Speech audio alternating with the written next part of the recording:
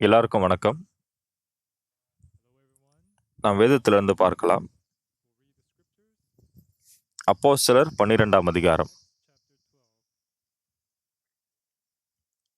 புதிய ஏற்பாட்டில் 179ஆம் பக்கம்.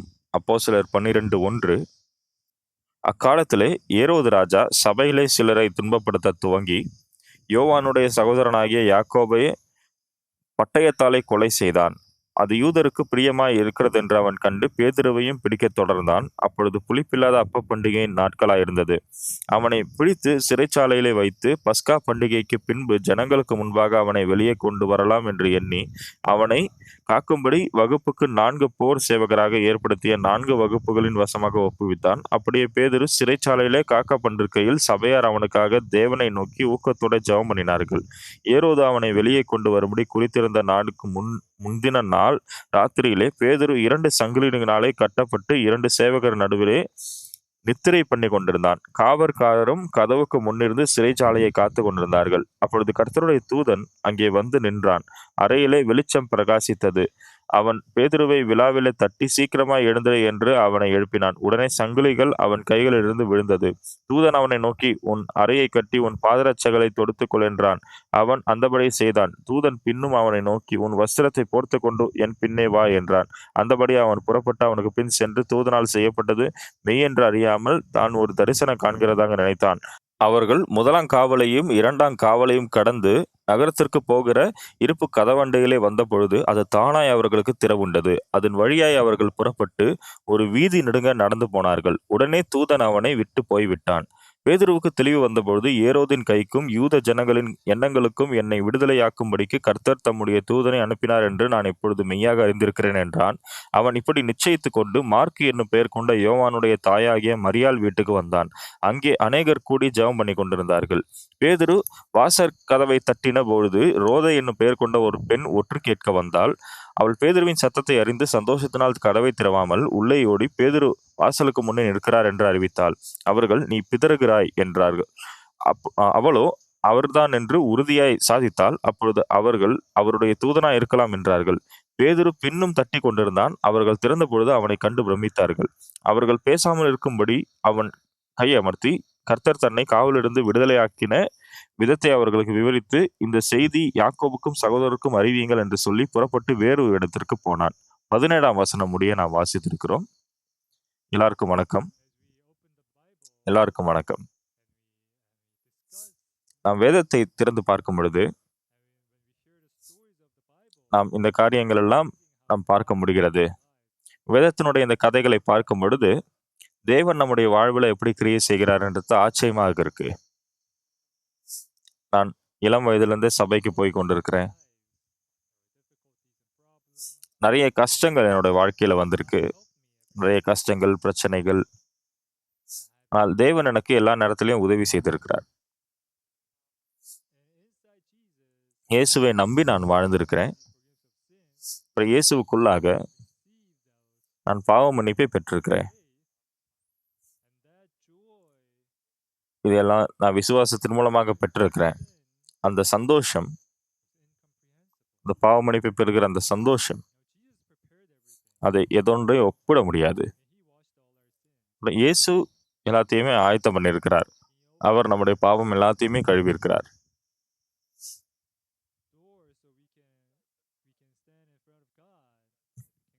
அவர் எல்லா கதவுகளையும் திறந்திருக்கிறார். அந்த கதவுகள் திறக்கப்பட்டதன் மூலமாக நம்ம தேவனுக்கு முன்பாக பரலோக ராஜ்யத்துல நிற்க முடியுது. இன்றைக்கு மனிதர்களாக நாம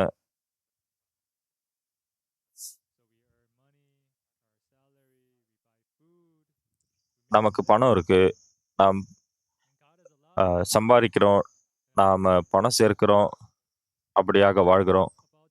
தேவன் இப்படியான விஷயங்களை நம்மளோட வாழ்க்கையில அனுமதித்திருக்கிறார். ஆனா இந்த உலகத்தை விட்டு போக வேண்டிய நேரம் வரும் பொழுது, இந்த உலகத்தை விட்டு நாம் போகும் பொழுது என்ன ஆகும்? அவங்க சொல்லுவாங்க, பரலோகம் இருக்கு, நரகம் இருக்கு.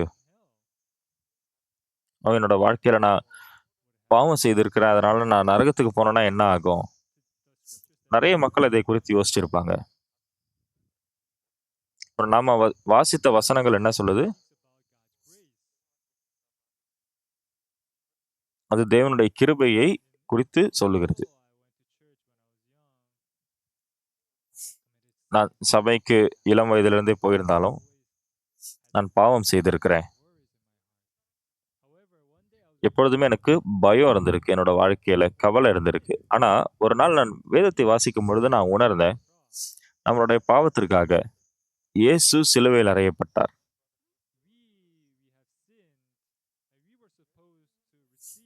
நாம் பாவம் செய்த மக்கள், நாம் அந்த ஆக்கினையை பெற வேண்டிய மக்கள்.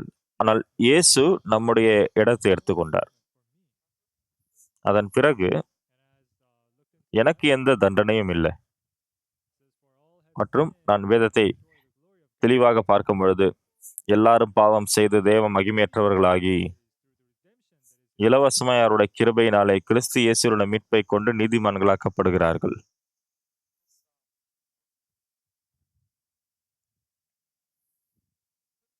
தேவனுடைய கிருபையின் மூலமாக இலவசமாக நாம் நீதிமான்கள் என்று அழைக்கப்பட்டிருக்கிறோம். அப்ப நாம் எல்லாருமே பாவம் செய்திருக்கிறோம். ஆனா கிறிஸ்து இயேசுவோட மீட்பை கொண்டு அவர் நம்மை மீட்கிறதுக்காக இயேசு நம்முடைய இடத்தை எடுத்துக்கொண்டார். அந்த சாபத்தை, அந்த ஆக்கினையை அவர் பெறுவதற்காக. எல்லாருமே பாவம் செய்து தேவ மகிமையற்றவர்களாகி இலவசமாய் அவருடைய கிருபையினாலே கிறிஸ்து இயேசுவுள்ள மீட்பை கொண்டு நீதிமான்களாக்கப்படுகிறார்கள். அவர் சொன்னாரு, இலவசமாய் நீதிமான்களாக்கப்படுகிறார்கள்.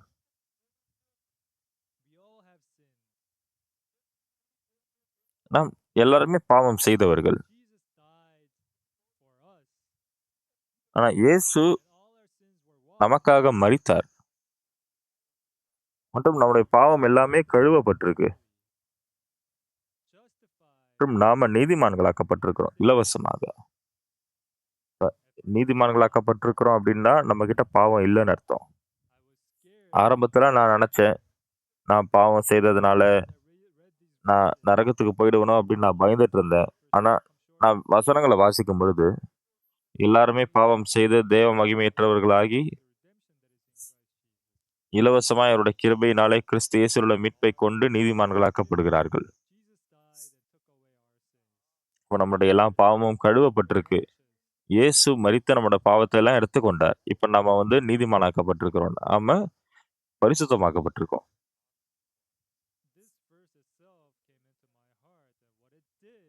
இந்த வசனங்கள் என்னுடைய இருதயத்திற்குள் வந்து அது என்ன செய்ததுன்னா,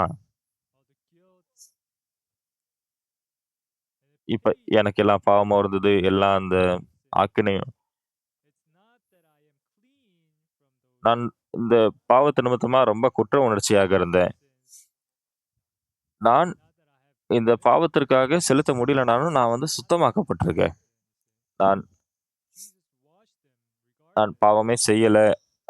அதனால நான் சுத்தமாக்கப்பட்டேன் அப்படின்றது இல்ல. இயேசு என்னை சுத்தமாக்கி இருக்கிறார். நான் எப்படிப்பட்டவன்றத பார்க்காம அவர் என்னை சுத்தமாக்கி இருக்கிறார். நான் பாவத்தை குறித்து நினைக்கும் பொழுது, நான் ரொம்ப அதன் மூலமாக கஷ்டப்பட்டானா, நான் வேதத்தை பார்க்கும் பொழுது, இதுல ரொம்ப தெளிவா போடப்பட்டிருக்கு. எல்லாருமே பாவம் செய்து தேவ மகிமையற்றவர்களாகி, இலவசமாய் அவருடைய கிருபையினால கிறிஸ்து இயேசுவுள்ள மீட்பை கொண்டு நீதிமான்களாக்கப்படுகிறார்கள். இயேசு மரித்ததுனால, நாம் ஒன்றுமே செய்யலனாலும், நாம் நீதிமான்களாக்கப்பட்டிருக்கிறோம். நான் பாவம் செய்யவில்லை என்று இல்லை. நாம் ஏன் நீதிமான்?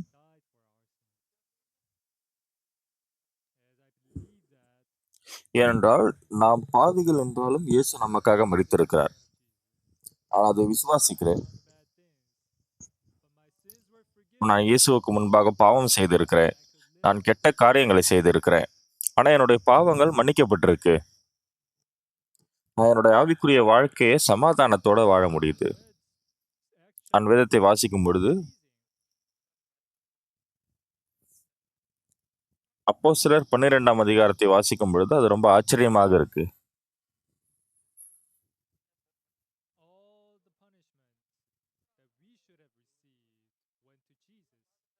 எல்லா தண்டனையும் நாம பெற்றுக்கொள்ள வேண்டிய எல்லா தண்டனையும் இயேசுவின் மேல போச்சு. எல்லா சாபமும் எல்லாத்தையுமே இயேசு எடுத்துக்கொண்டார். எல்லாரும் பாவம் செய்து தேவ மகிமையற்றவர்களாகி இலவசமாய் அவருடைய கிருபையினாலே கிறிஸ்து இயேசுவில் உள்ள மீட்பை கொண்டு நீதிமான்களாக்கப்படுகிறார்கள்.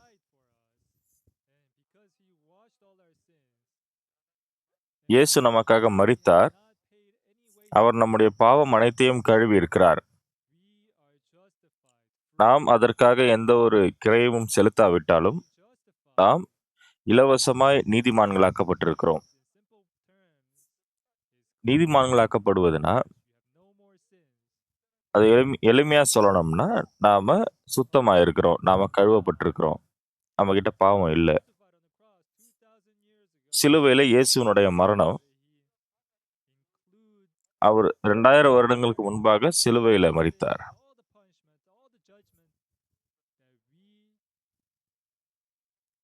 ஆனா, அவர் எல்லா பாவத்தையும், எல்லா ஆக்கினையையும், நாம் பெற்றுக்கொள்ள வேண்டிய இந்த எல்லா விஷயத்தையும் அவர் ஏற்றுக்கொண்டார். நம்மளோட பாவம் எல்லாமே சுத்தமாக்கப்பட்டிருக்கு. ஆரம்பத்துல நான் கெட்ட காரியங்களை செய்தேன். அந்த குற்ற உணர்ச்சி என்ன ரொம்ப பாதிச்சது. நான் ரொம்ப பயத்துல இருந்தேன்.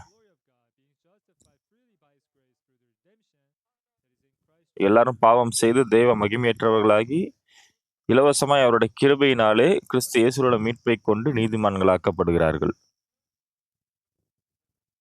இலவசமாய் நீதிமான்களாக்கப்படுகிறார்கள்.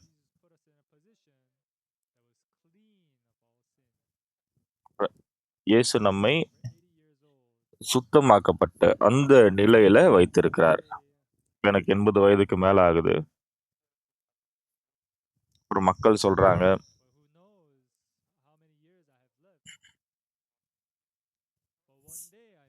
யாருக்கு தெரியும் எனக்கு இன்னும் எத்தனை வருஷங்கள் மீதி இருக்குன்னு சொல்லிட்டு. நான் நிச்சயமா ஒரு நாள் மரணத்துக்கு முன்பாக நான் நிற்பேன். அந்த மரணத்தை நான் சந்திப்பேன் அப்படின்றது எனக்கு தெரியும்.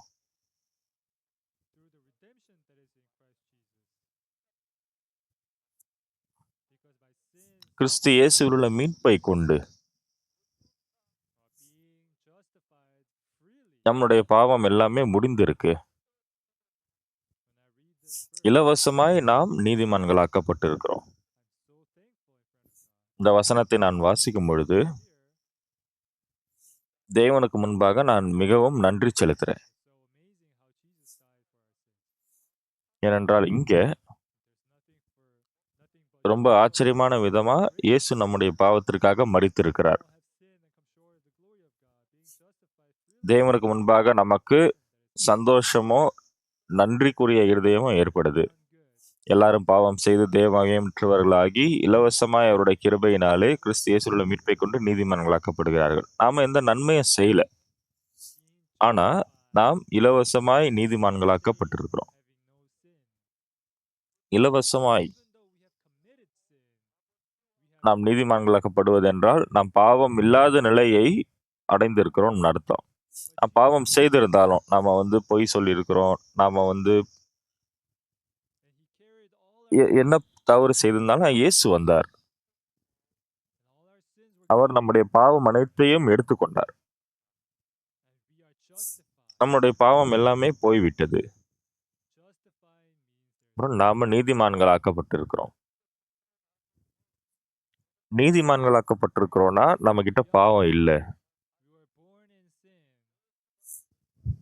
நாம் இளமையா இருந்ததிலிருந்து நாம் பாவத்துல பிறந்திருக்கிறோம். நாம் தேவனிடத்திலிருந்து ஆக்கினையை பெறணும். அவருடைய தண்டனையை பெறணும். எல்லாருமே பாவம் செய்து தேவ மகிமையற்றவர்களாகி இலவசமே அவருடைய கிருபையினாலே கிறிஸ்து இயேசுவுள்ள மீட்பை கொண்டு நீதிமான்களாக்கப்படுகிறார்கள். இயேசு நம்மை மீட்டிருக்கிறார். மற்றும் தேவனுடைய கிருபையின் மூலமா நம்ம இலவசமாய் நீதிமான்களாக்கப்பட்டிருக்கிறோம். இப்போ எனக்கு 80 வயதுக்கு மேல ஆகுதுன்னு நான் சொல்லியிருந்தேன். இன்னும் எனக்கு எத்தனை வயசு வருடங்கள் மீதி இருக்குன்னு எனக்கு தெரியல. இப்ப எனக்கு நல்ல ஆரோக்கியம் இருக்கு. நான் வெளியில போயிட்டு வந்துட்டு இருக்கேன். நான் இந்த கால்பந்தும் விளையாடுறேன். தேவன் என்னை ஆரோக்கியத்தோடு வைத்திருக்கிறார், சுவிசேஷம் அறிவிப்பதற்காக. ஆனால் இயேசுவுக்கு முன்பாக நிற்பதை நான் கற்பனை செய்து பார்க்கும் பொழுது எது முக்கியமானதாக இருக்கு? அந்த பாவத்தினுடைய ஆக்கினை ஆக்கினை தீர்ப்பு. எல்லாரும் பாவம் செய்து தேவ மகிமையற்றவர்களாகி, அதற்கு அர்த்த வசனத்துல போடப்பட்டிருக்கு, இலவசமாய் அவருடைய கிருபையினாலே கிறிஸ்து இயேசுவுள்ள மீட்பை கொண்டு நீதிமான்களாக்கப்படுகிறார்கள். இப்ப இயேசு நம்மை மீட்டிருக்கிறார் அவருடைய கிருபையின் மூலமாக. நாம் இலவசமாய் நீதிமான்களாக்கப்படுகிறோம். நாம் ரொம்ப நன்றிக்குரியவர்களா இருக்கோம். ஏன்னா இயேசு நம்மை பாதுகாத்திருக்கிறார் நம்முடைய எல்லா பாவத்திலும். இப்ப நாம சுத்தமாக்கப்பட்டிருக்கோம், நீதிமான்களாக்கப்பட்டிருக்கிறோம். இந்த வசனத்தை நான் விசுவாசித்த பிறகு நான் நரகத்துக்கு போவேன் அப்படின்ற பயம் எனக்கு இல்லை. முன்னாடி எனக்கு பயம் இருந்தது, ஆனா இப்ப எனக்கு சமாதானம் இருக்கு. ஏன்னா இயேசு என்னுடைய எல்லா பாவத்தையும் எடுத்துக்கொண்டார். நான் நீதிமான் ஆக்கப்பட்டிருக்கிறேன், நான் பரிசுத்தமாக்கப்பட்டிருக்கிறேன். இந்த வசனம், எல்லாரும் பாவம் செய்ததை மகிமேற்றவர்களாகி இலவசமாய் அவருடைய கிருபையினாலே கிறிஸ்து இயேசுவுள்ள மீட்பை கொண்டு நீதிமான்களாக்கப்படுகிறார்கள். நாம் தண்டிக்கப்பட்டிருக்க வேண்டும், ஆனா இயேசு அந்த எல்லா தண்டனையும் ஏற்றுக்கொண்டார். அவர் அதை எல்லாத்தையுமே ஏற்றுக்கிட்டார். அவர் எல்லாத்தையுமே ஏற்றுக்கொண்டு எதுவுமே மீதியாக இல்லாதவாறு பார்த்து கொண்டார். அதுதான் வேதம் சொல்லுகிறது. இப்ப நம்ம இயேசுவை வாசிக்கும் பொழுது, எனக்கு நிறைய பாவம் இருந்தது, நான் சிறைச்சாலைக்கு போயிருந்தேன் அப்படின்னா என்னோட இருதயத்துல பயத்தோட இருந்திருப்பேன். ஆனா வேதம் என்ன சொல்லுது?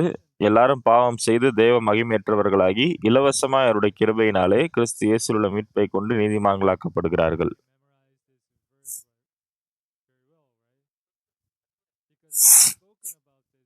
இப்ப நான் இந்த வசனத்தை ஞாபகம் வைத்துட்டு இருக்கேன்.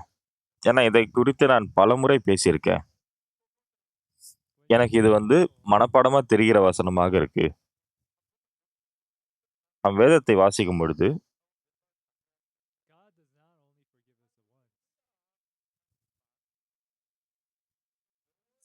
தேவன் ஒரு முறை மாத்திரம் அதை மன்னிக்கவில்லை,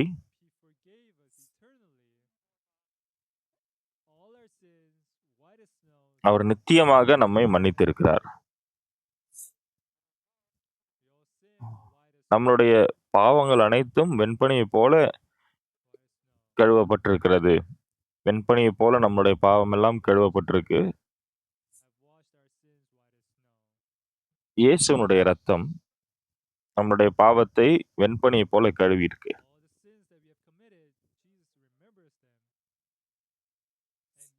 நாம் செய்த பாவம் அனைத்தையும் இயேசு நினையாதிருக்கிறேன் அப்படின்னு சொல்றாரு. இயேசு சிலுவையில் அறையப்பட்ட பொழுது நம்மளுடைய பாவம் எல்லாமே வெண்பனியை போல கழுவப்பட்டிருக்கு. அதைதான் வேதம் நமக்கு சாட்சி அளிக்கிறது.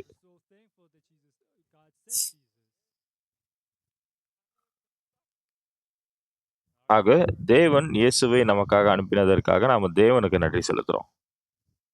நம்மளுடைய பாவம் எல்லாமே மன்னிக்கப்பட்டிருக்கு. அது எல்லாமே போய்விட்டது. அது இல்ல.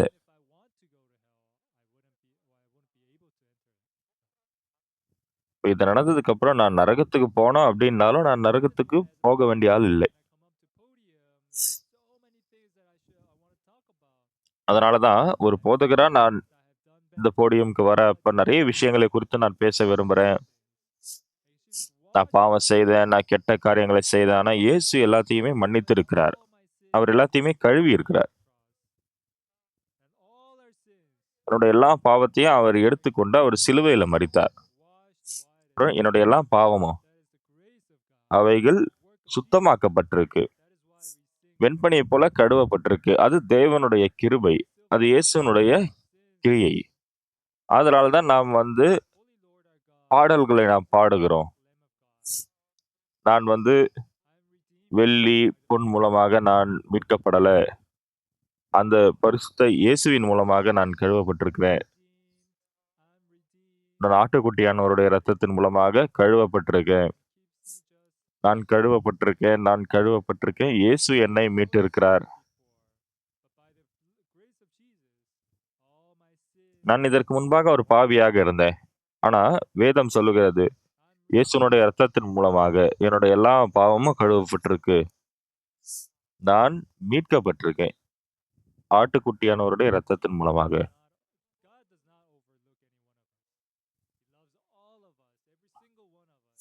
அப்புறம் தேவன் நம்ம எல்லாரையுமே அவர் நேசிக்கிறார். அதனால தான் அவர் இயேசுவை அனுப்பி நம்மளுடைய பாவத்தை எடுத்துக்கொண்டார். நம்முடைய எல்லா ஆக்கினையும், தண்டனையும் இயேசுவுக்குள்ளாக முடிந்தது. அப்புறம் அவர் சொல்றாரு, எல்லாரும் பாவம் செய்து தேவ மகிமையற்றவர்களாகி, இலவசமாய் அவருடைய கிருபையினாலே கிறிஸ்து இயேசுவில் உள்ள மீட்பைக் கொண்டு நீதிமான்களாக்கப்படுகிறார்கள். இலவசமாய் நீதிமான்களாக்கப்படுகிறார்கள். அப்போ எனக்கு பாவம் இல்லை என்று அர்த்தம். நான் இலவசமாய் நீதிமானாக்கப்பட்டிருக்கிறேன். நாம் வேதத்தை வாசிக்கும் பொழுது ரொம்ப நன்றிக்குரியவர்களா இருக்கோம். நான் நடந்து செல்லும் பொழுது, இந்த வசனத்தை குறித்து யோசிக்கும் பொழுது, இரவு நேரங்கள்ல நான் தூக்கத்திலிருந்து எழும்பும் பொழுது, இந்த வசனத்தை வாசிக்கும் பொழுது, நான் ரொம்ப இதன் மூலமாக கவரப்பட்டிருக்கிறேன். நான் வாகனத்தை ஓட்டிக் கொண்டு போகும் பொழுது, இயேசு எனக்காக எப்படி சிலுவையில் அறையப்பட்டார் அப்படின்றத யோசிக்கும் பொழுது, என்னுடைய எல்லா பாவமும் கழுவப்பட்டது.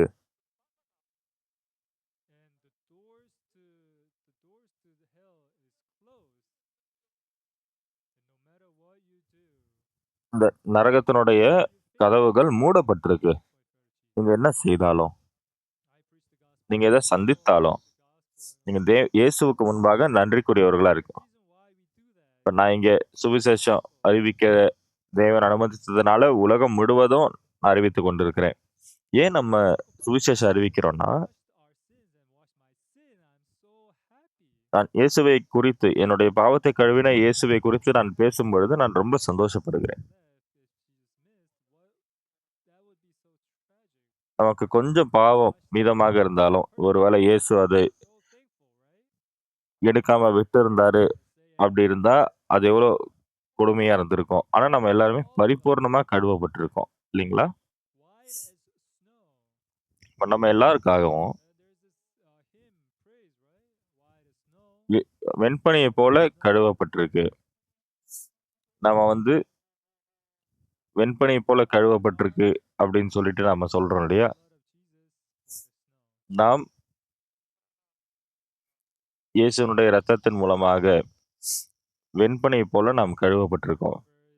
அது எந்த அளவுக்கு ஆச்சரியமான ஒரு விஷயம். ஆரம்பத்துல நான் சபைக்கு போயிட்டு இருந்தப்போ, நான் ஒரு பாவி அப்படின்னு சொல்லிட்டு நான் உணர்ந்தப்போ, ரொம்ப பயப்பட்டேன். நான் நரகத்துக்கு போக விரும்பல.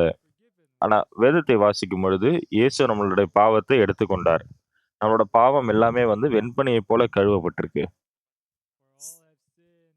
அதனால நம்ம ரொம்ப நன்றி செலுத்துறோம். எல்லாருமே பாவம் செய்து தேவ மகிமையற்றவர்களாகி, இலவசமாய் அவருடைய கிருபையினாலே கிறிஸ்து இயேசுவில் உள்ள மீட்பைக் கொண்டு நீதிமான்களாக்கப்படுகிறார்கள். நீங்க எந்த ஒரு கிரயமும் செலுத்தல. இலவசமாக நீதிமானாக்கப்பட்டிருக்கிறோம்.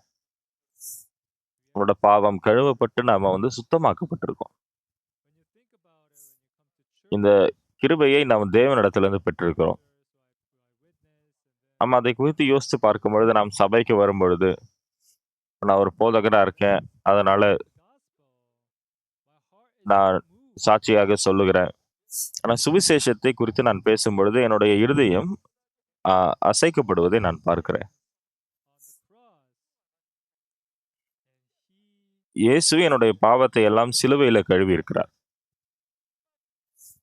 அப்புறம் அவைகளை அவர் பரிபூரணமாய் கழுவி இருக்கிறார்.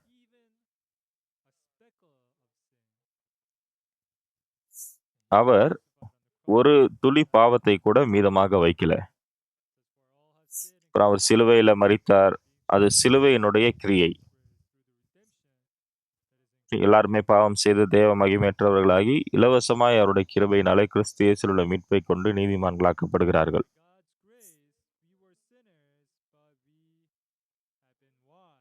தேவனுடைய கிருபையின் மூலமாக பாவிகளாக இருந்த நாம கழுவப்பட்டிருக்கோம். நம்மளோட பாவம் எல்லாமே போய்விட்டது. அதெல்லாம் கழுவப்பட்டிருக்கு. நம்ம சுவிசேஷத்தை கேட்கும் பொழுது நீங்க அதை எப்போ சந்தித்தாலும் உங்களுக்கு பயம் இல்லாத நிலைமை இருக்கு.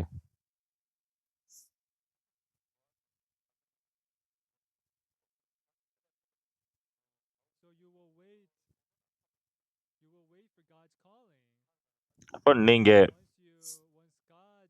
தேவனுடைய அந்த அழைப்புக்காக காத்துட்டு இருக்கீங்க. தேவன் அந்த பரலோக ராஜ்யத்துக்கு உங்களை அழைக்கும் பொழுது நீங்க ஒரு சந்தோஷமான இருதயத்தோட போக முடியும்.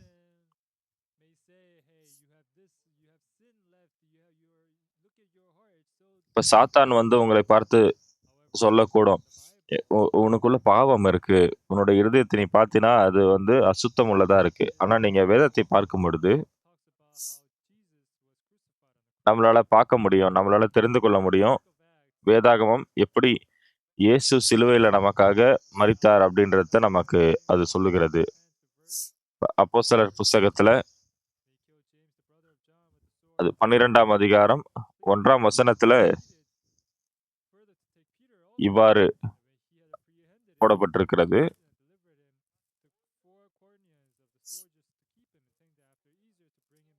அக்காலத்திலே ஏரோது ராஜா சபையில சிலரை துன்பப்படுத்த துவங்கி யோவானுடைய சகோதரனாகிய யாக்கோபை பட்டயத்தினாலே கொலை செய்தான். அது யூதருக்கு பிரியமா இருக்கிறது என்று அவன் கண்டு பேதுருவையும் பிடிக்க தொடர்ந்தான். அப்பொழுது புளிப்பில்லாத அப்ப பண்டிகை நாட்களாய் இருந்தது. அவனை பிடித்து சிறைச்சாலையிலே வைத்து பஸ்கா பண்டிகைக்கு முன்பு ஜனங்களுக்கு முன்பாக அவனை வெளியே கொண்டு வரலாம் என்று எண்ணி அவனை காக்கும்படி வகுப்புக்கு 4 போர் சேவகராக ஏற்படுத்தி 4 வகுப்புகளின் வசமாக ஒப்புவித்தான். அதன் பிறகு பேதுரு சிறைச்சாலையிலே காக்கப்பட்டிருக்கையில் சபையார் அவனுக்காக தேவனை நோக்கி ஊக்கத்தோட ஜெபம் பண்ணினார்கள். அவனுக்காக சபையார் ஜெபம் பண்றாங்க. அதன் பிறகு பேதுரு அந்த சிறைச்சாலையிலிருந்து வெளியே வந்ததை நம்மள பார்க்க முடியுது. நாம அழிவை நோக்கி போகக்கூடிய மனிதர்கள். ஆனா நாம் இலவசமாய் அவருடைய கிருபையினாலே கிறிஸ்து இயேசுவில் உள்ள மீட்பை கொண்டு நீதிமான்களாக்கப்படுகிறோம். இப்ப நம்ம நீதிமான் ஆக்கப்பட்டிருக்கிறோம் அப்படின்னா நம்ம கிட்ட பாவம் இல்லைன்னு அர்த்தம். நாம சுத்தமாக்கப்பட்டிருக்கோம். நாம நீதிமானாக்கப்பட்டிருக்கோம்.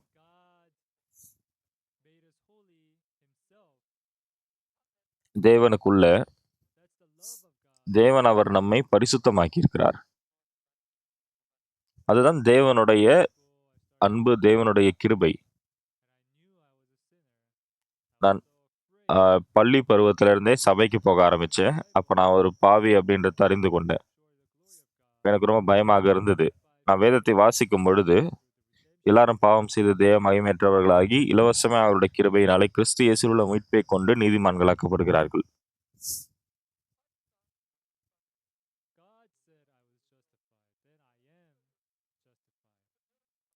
தேவன் சொல்றாரு நான் நீதிமானாக்கப்பட்டேன் அப்படின்னா நான் நீதிமானாக்கப்பட்டிருக்கேன்.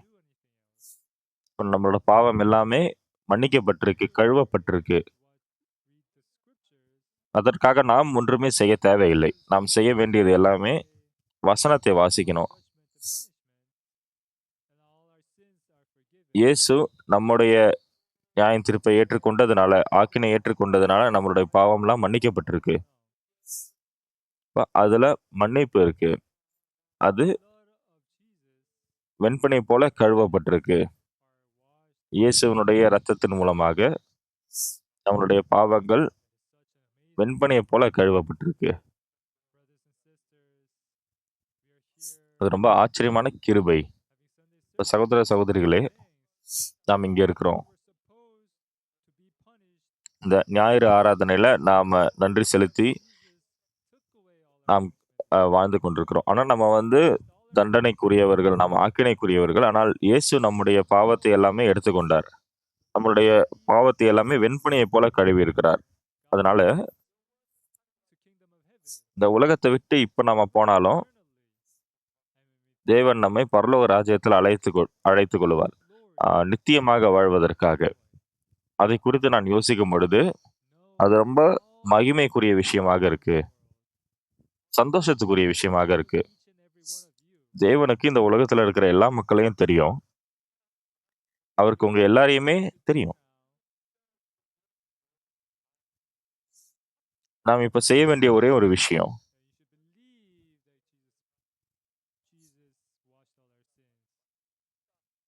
இயேசு என்னுடைய எல்லா பாவத்தையும் கழுவிட்டாருன்றத நான் விசுவாசிக்கணும். நாம் செய்ய வேண்டியது எல்லாமே அதை பெற்றுக்கொள்ளணும்.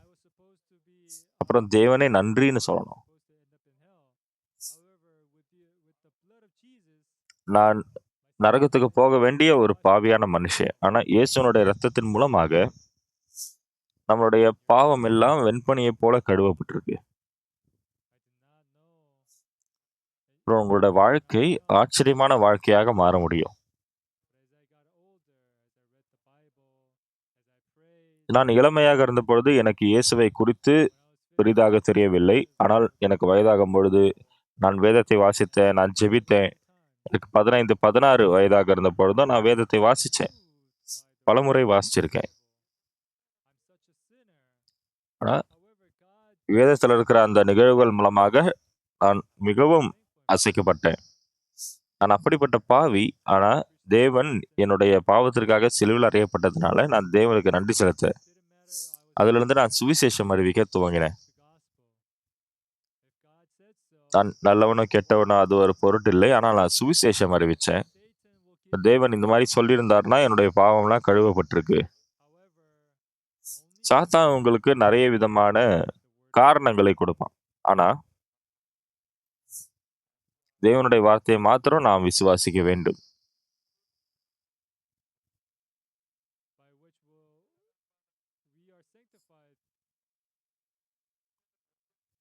எபிரேயர் 10ஆம் அதிகாரம் 10ஆம் வசனத்துல, இயேசு கிறிஸ்துவினுடைய சரீரம் ஒரே தரம் பலியிடப்பட்டதுனால, அந்த சித்தத்தின்படி நாம் பரிசுத்தமாக்கப்பட்டிருக்கிறோம்.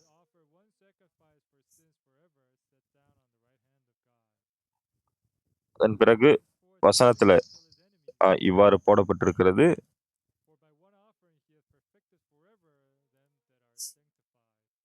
அன்றியும் எந்த ஆசாரியனும் நாடோறும் ஆராதனை செய்கிறவனாயும் பாவங்களை ஒரு காலம் நிவர்த்தி செய்யக்கூடாத ஒரேவித பலிகளை அநேக தரம் செலுத்துகிறவனாயும் இருப்பான். இவரோ பாவங்களுக்காக ஒரே பலியை செலுத்தி என்றென்றைக்கும் தேவனுடைய வலது பாரிசத்தில் உட்கார்ந்து நீ தம்முடைய சத்துருக்களை தமது பாதபடியாக்கி போடும் வரைக்கும் காத்து கொண்டிருக்கிறார். இப்ப நம்ம ஒரு வாட்ச் வாங்குறோம் அப்படின்னா, என்னுடைய முன்னாடி வச்சிருந்த வாட்ச் வந்து பழைய வாட்சா மாறிடும். ஆனா தேவனுடைய கிருபை அது அழிக்கப்படல, அது பழையதாகவில்ல, அது தேய்ந்து போகல, அது நித்திய நித்திய காலமாக வீற்றிருக்கிறது. அவர் நம்மை பரிபூர்ணமாக்கி இருக்கிறார். அதனாலதான் நம்மளால பரலோகத்துல பிரவேசிக்க முடியும். இந்த வசனங்களை நான் வாசிக்கும் பொழுது பலமுறை அதை நான் வாசிச்சிருக்கேன். வேதத்தை வாசித்து நான் வளர்ந்தேன். அப்புறம் நான் தொடர்ந்து சுவிசேஷம் அறிவித்து நான் ஒரு பிரசங்கியாளரா ஆக விரும்பினேன். என்னுடைய அம்மா மரித்து போயிட்டாங்க. நான் இளம் வயதா இருந்த பொழுது என்னுடைய அக்கா தான் என்ன வந்து அம்மா ஸ்தானத்துல இருந்து பார்த்து கொண்டாங்க. அப்புறம் நான் பாவத்தை குறித்து பேசும் பொழுது நான் எப்படி ரட்சிப்பை பெற்றேன் அப்படின்றத நான் சொன்னேன். என்னுடைய முழு குடும்பமும் ரட்சிப்பை பெற்றுக்கொண்டது. என்னுடைய அப்பா, அவர் மரித்து போய் ரொம்ப நாள் ஆகுது. ஆனால் அவர் மரித்து போவதற்கு முன்பாக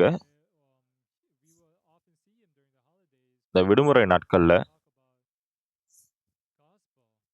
அவரை நாங்க வந்து விடுமுறை நாட்கள்ல பார்க்க வாய்ப்பு கிடைச்சது. அப்ப நாங்க சுவிசேஷத்தை அவர்கிட்ட பகிர்ந்து கொண்டோம். ஒரு நாள் நான் அவரோடு அமர்ந்து நான் பேசும்பொழுது அவர் ரட்சிப்பை பெற்றார். அதன் பிறகு சில வருடங்கள் கழித்து அவர் மரித்து விட்டார். ஆனா இப்போ இது சீக்கிரமா என்னுடைய நேரம் வரும் அப்படின்ற மாதிரியான ஒரு நிபந்தனை.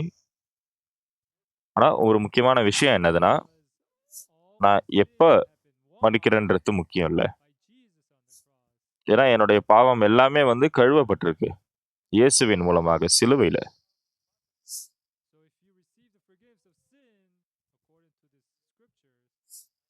நீங்க பாவ மன்னிப்பை பெறுறீங்கன்னா, இந்த வசனத்தின்படி,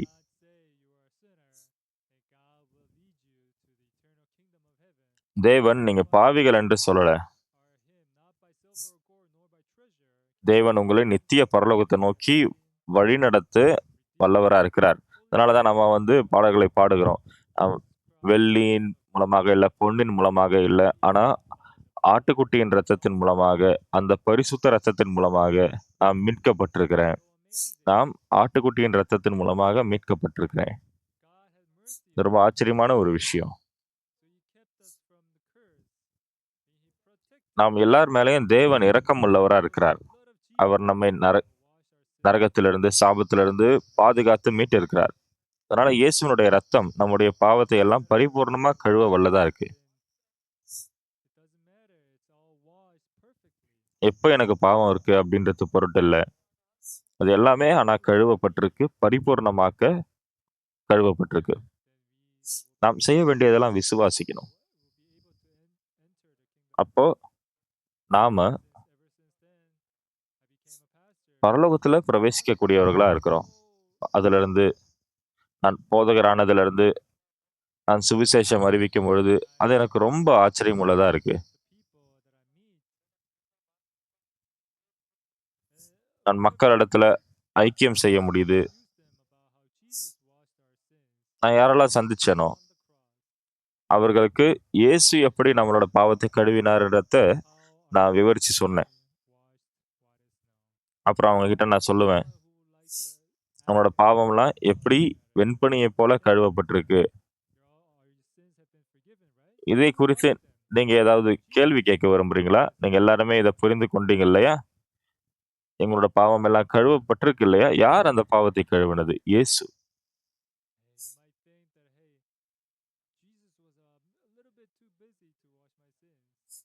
நீங்க யோசிக்கலாம். என்னுடைய பாவத்தை வந்து இயேசு உண்மையாவே கழுவிட்டாரா? இல்ல. இயேசு நம்முடைய பாவம் எல்லாத்தையுமே கழுவி நம்மை பரிபூரணமாக்கி இருக்கிறார்.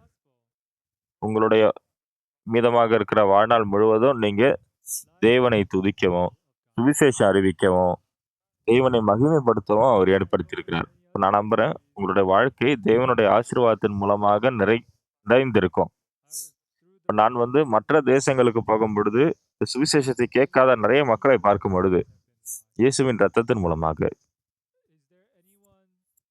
உங்களுடைய பாவம் கழுவப்பட்டதுன்றத நீங்க விசுவாசிங்க அப்படின்னு நான் சொல்லுவேன். இதை குறித்து யாருக்காவது ஏதாவது கேள்வி இருக்கிறதா? நீங்க எல்லாத்தையுமே புரிந்து கொண்டீர்களா?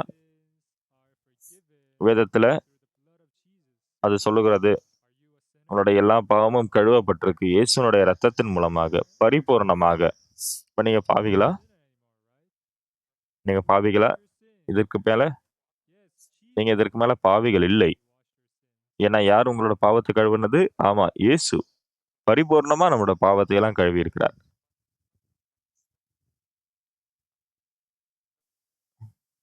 இப்ப நாம தேவனுடைய பெயர்ல மகிழ்ந்து களி கூறுவோம். இப்ப பரலோக ராஜ்யத்துல நாம் சந்திக்கிற வரைக்கும் நம்ம தொடர்ந்து சுவிசேஷம் அறிவிப்போம். அப்ப நிறைய பேர் இன்னும் ரட்சிப்பை பெற்றுக்கொள்ளுவாங்க.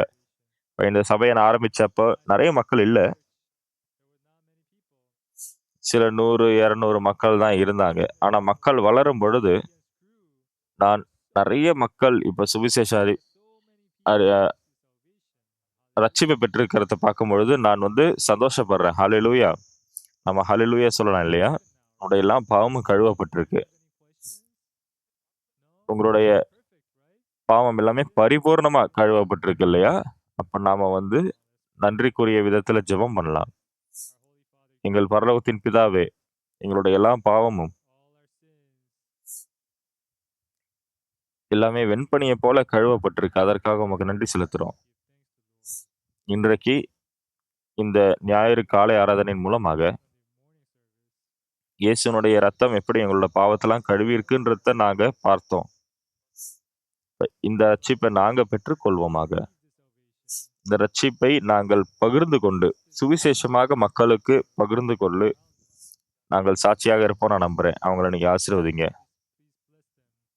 அந்த வகையில இந்த விசுவாசத்தை அவங்க பெறுவாங்க நாங்க நம்புறோம். உங்களோட பாவத்தையெல்லாம் கழுவினதற்காக நன்றி. உமக்கு நாங்க நன்றி செலுத்துகிறோம். இந்த சுவிசேஷத்தை நாம் உணர்வோம்.